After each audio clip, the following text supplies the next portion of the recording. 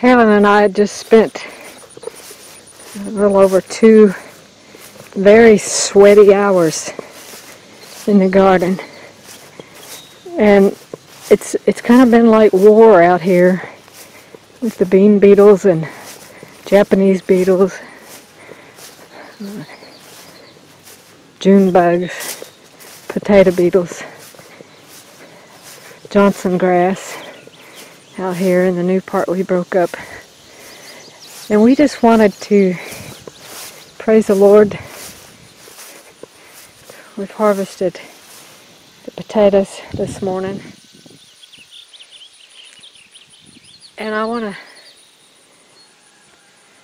let those of you who have never lived in the country know it's work.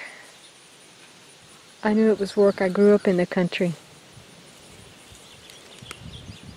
I need to put those pants in the creek before I put them in the washing machine. Let's see what he has to say about this.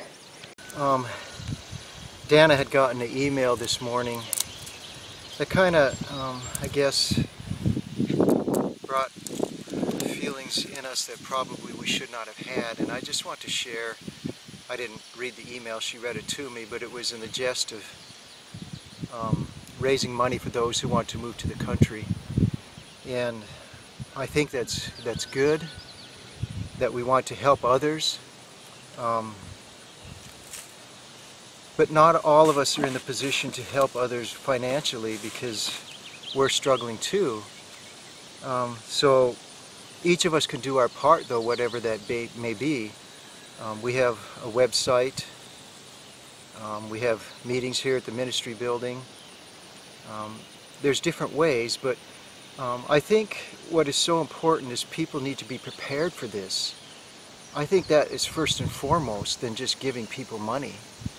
Because if they're not ready, if they got the money and they go out to the country and they're not ready for this move, this transition, I think it's just going to be worse for them because they're not going to know how to deal with it. And then what avail is that money have been to them?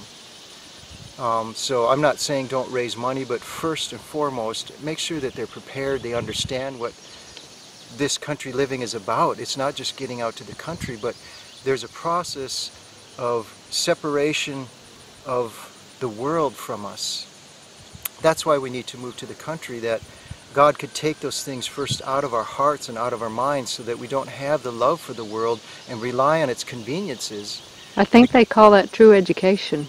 True education? Yeah. Yeah, that would be true education. And so it's a process of separating from the world and leaning on man's conveniences and trusting in God. We trust in God for all of this. You know, these potatoes, we can't make them potatoes grow, but we have to be in here to labor for them, and it's hot and it's humid right now, and so you have to put forth effort. And I know many people are willing to do this, but there are some who maybe don't. And so in this process of raising funds to help people, I certainly hope that people do not leave out the fact, the purpose of all of this, because really,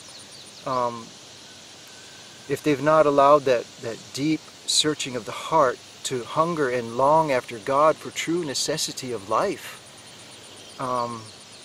they would be probably not in much better condition than when they left the city. And so those who can help financially, I believe, should help those who are in financial need. And those who are in need of the physical work, who may be aged or for some reason can't do the physical duties, that maybe there could be a combining of those people, the ones with the means and financially and ones with the physical means can come together to provide for one another. And I think that's what God has called us to do, but it needs to be a sacrificial giving. It needs to be a giving when you maybe don't have, but you're giving of self that self doesn't want to do, because that's the true expression of self-denial. And so I don't begrudge anyone for raising money, but there's so much more to it than just raising money. And Dana and I are finding this out as we're laboring here. It really takes a lot of work and effort to be self-sufficient and independent and prepared for that great day. especially the time of no buy and sell. You know, we can't run to the grocery store. Money's not going to do us any good to buy those things. We have to be able to know how to raise them and be willing to physically labor for them also, and not just for the harvest of the garden, but the harvest of our communities. There needs to be a willingness to give of self. So anyways, I have said enough, and I think I've said all I need to say.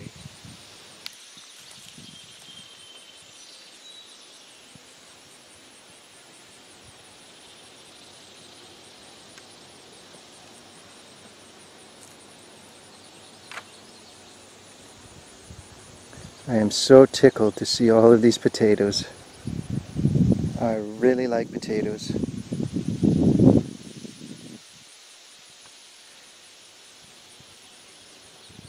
The Lord has really blessed us, and I'm thankful. It's very hot and humid today, and when it's weather like this, we try to work early in the mornings and in late afternoons to kind of stay away from most of the heat. But sometimes you just get too much on your to-do list that isn't always possible.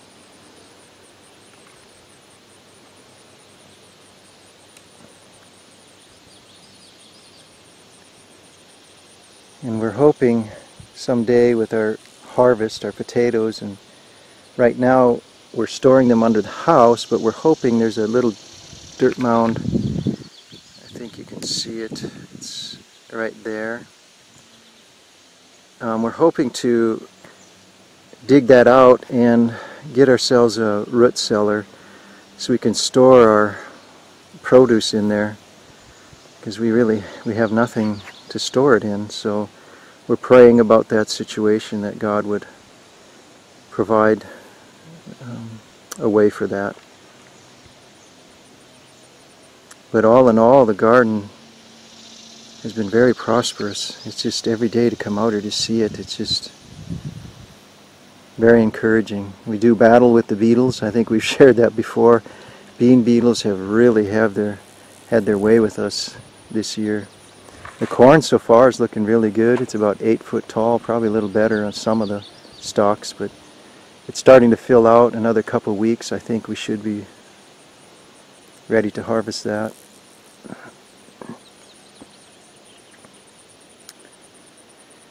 So these are the blessings of our labors, and we're so thankful to the Lord for these things. May God bless each one of you.